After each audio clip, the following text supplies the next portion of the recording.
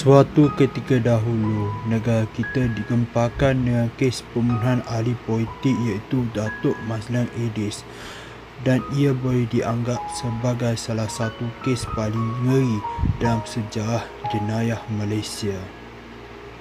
Mana tidaknya, tubuh Mazlan ditemui dalam keadaan yang begitu tragik, di mana ia telah dikerak pada 18 bahagian. Tidak cukup dengan itu, 18 bahagian tersebut kemudiannya ditanam di dalam simen. Perbicaraan kes ini berlangsung selama 69 hari, di mana ia merangkumi cerita sensasi berhubung ilmu hitam, wang dan politik. Jika bukan kerana kecakapan anggota polis negara kita, pembunuhan yang dirancang rapi oleh pasangan Muhammad Afendi Abdul Rahman dan isterinya Masna Ismail atau lebih dikenali sebagai Mona Afendi serta pembantu mereka iaitu Juwaimi Husin mungkin terlepas sebagai jenayah sempurna. Kehilangan Mazlan yang ketika itu merupakan anggota Dewan Undangan Negeri Pahang pada mulanya tidak menimbulkan syak wang sangka. Namun begitu, apabila beliau gagal dihubungi oleh ahli keluarganya lebih seminggu, pihak polis mula melakukan siasatan.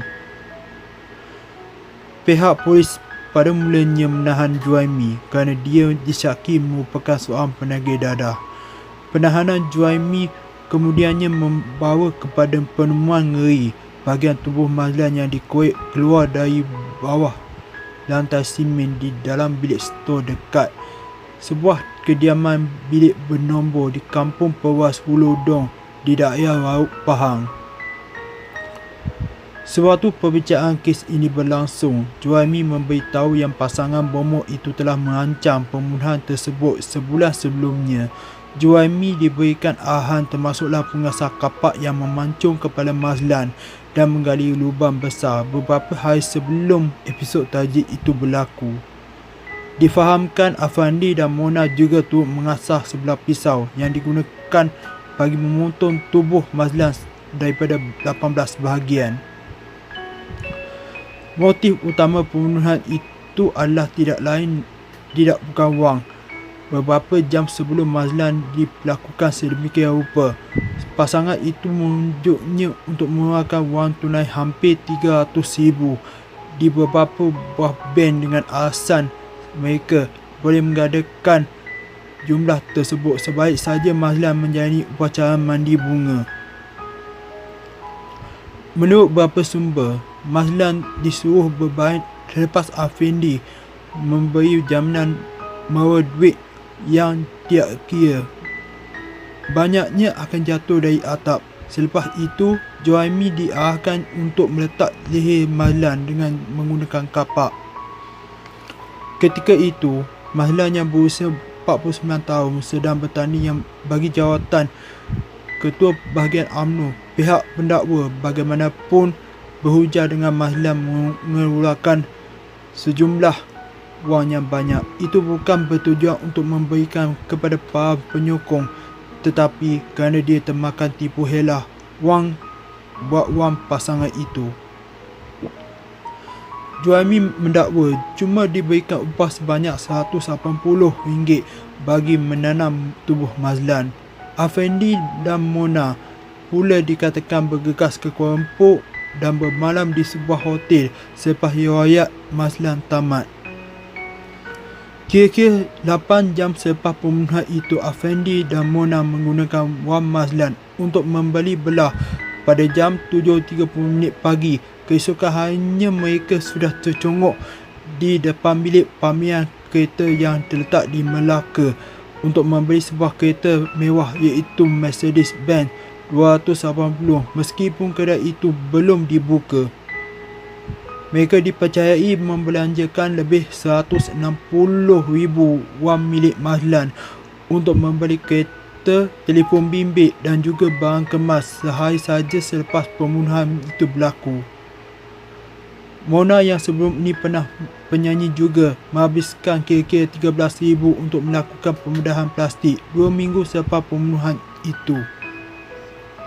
Pepatah Melayu ada mengatakan bahawa sepandai-pandai tupai melompat, akhirnya jatuh ke tanah juga. Begitulah yang terjadi dalam kes ini, di mana Afendi dan Mona berakhirnya berjaya ditahan pihak polis. Suatu perbicaraan, cerita yang keluar daripada mulut pasangan itu tidak kurang sensasinya. Namun semua itu tidak dipercayai oleh hakim di Mahkamah Tinggi. Mahkamah Rayuan itu akhirnya Mahkamah Persekutuan. Misalnya, Afendi bagi tahu mahkamah bahawa Mazlan terhutang sebanyak 2.5 juta ringgit kepadanya sebagai pertukaran kepada 3 barang yang menurutnya pernah menjadi milik allahyarham Presiden Sukarno, iaitu tongkat, tangkal dan songkok.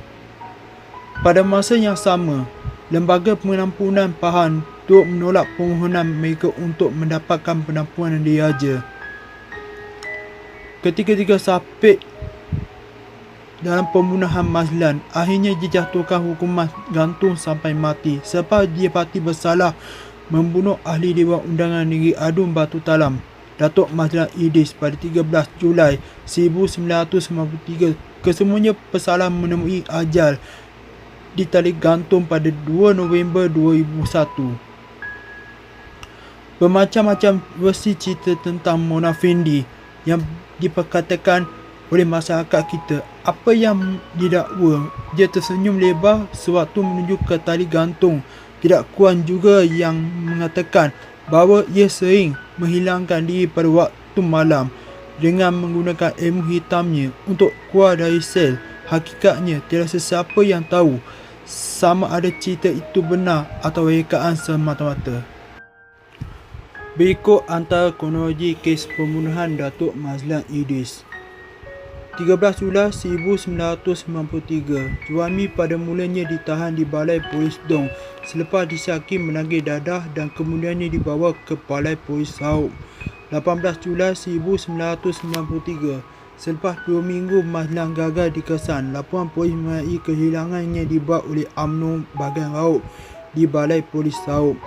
19 Julai 1993, polis memulakan siasatan kehilangan Mazlan.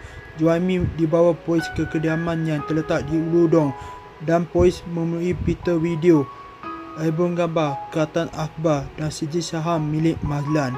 20 Julai 1993, kira-kira jam 11.45 malam, Muhammad Afendi dan Mona ditahan di sebuah rumah Jalan 2-27C, Seksyen 5, Wangsa Maju, Kuala Lumpur. 21 Julai 1993, Muhammad Afendi dibawa ke Balai Polis Sarawak. 23 Julai 1993, mayat Mazlan dijumpai di sebuah rumah di Kampung Pamah Dong, Ulu Dong, Raub Pahang. Mayatnya yang dipotong kepada 18 bahagian ditanam di dalam bilik stor kediaman berkenaan. 11 Ogos 1993, rangka 3 beranak ditemui di 2 tempat di Terengganu. Dikatakan dikat ditanam hampir sama dengan pembunuhan Mazlan. 10 Ogos 1993, polis mendapat perintah riman terhadap Muhammad Afendi, Mona dan Juami hingga 16 Ogos bagi membantu siasatan berhubung kes pembunuhan seorang wanita iaitu Fatimah Muhammad. 15 Ogos 1993, polis menjumpai beberapa anggota manusia yang ditanam di kawasan rumah yang pernah didiami pasangan bomoh Muhammad Afendi dan Mona di Kampung Nelayan Teluk Gong, Kelang. 17 Ogos 1993, polis dapat meminta mahkamah supaya pasangan bomoh itu dan Juami ditahan di penjara Pudu dan Kajang. 26 Oktober 1993, siasatan awal kes pembunuhan Mazlan bermula di Mahkamah Majistrik Raub. 18 Disember 1993, Mahkamah Majistrik Raub memetakan kes itu membawa ke Mahkamah Tinggi Temerloh untuk perbicaraan atas tuduhan membunuh. 3 September 1994, Muhammad Afendi dan Mona dihadapkan ke Mahkamah Tinggi Temerloh atas tuduhan membunuh adu batu talam Datuk Mazlan Idris. 12 September 1994, perbicaraan kes pembunuhan Mazlan bermula di Mahkamah Tinggi Temerloh. Juami Muhammad Afendi dan Mona mengaku tidak bersalah atas tuduhan niat bersama membunuh Mazlan. 9 Februari 1995, Mahkamah Tinggi Temerloh menjatuhkan hukuman gantung sampai mati ke atas Muhammad Afendi, Mona serta Juaimi kerana bersalah membunuh Mazlan. 10 Februari 1995, Muhammad Afendi, Mona dan Juaimi dihantar ke penjara Kajang. Antara 16 Februari 1995 hingga 20 Oktober 1997, Muhammad Afendi, Mona dan Juaimi mengemukakan notis rayuan di Mahkamah Tinggi Temerloh dan Mahkamah Rayuan. 24 Oktober 1997, Hakim Mahkamah Rayuan untuk Gopal Siram, Datuk Abdul Malik Ahmad dan Datuk Ahmad Fayusik Abdul Halim menolak rayuan mereka. 2 November 2001 pada jam 5.59 pagi, Mona Afendi, Muhammad Afendi dan Juaimi digantung serentak di penjara Kajang. Mona dan Afendi telah disemandikan di tanah perkuburan ahli kaya masjid di Kampung Sungai Kantang, Kajang. Manakala Juaimi pula telah dikebumikan di kampungnya Kampung Teluk Gong, Pelabuhan Kelang, Selangor. Semoga Allahyarham Datuk Mazlan Idris ditempatkan di kalangan orang-orang yang beriman. Al-Fatihah. Sekian, terima kasih.